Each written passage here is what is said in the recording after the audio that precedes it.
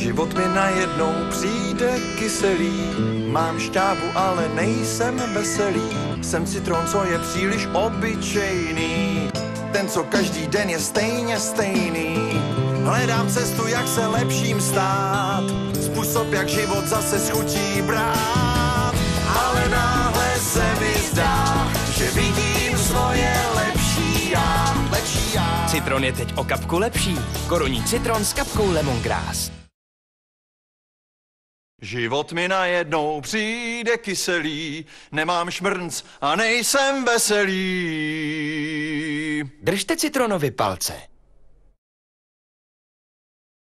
Hezký citrone, ale moc obyčejný. Máš pravdu, Ondřej. Myslím si, že na postup to nestačí.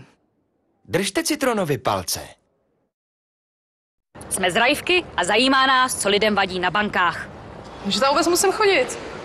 Třeba místo oběda, nebo tak. Mám důležitější věci, než chodit do banky. Běžné věci si dělám sám přes internet. Vadí mi, když na spořicím účtu mám nízký úrok.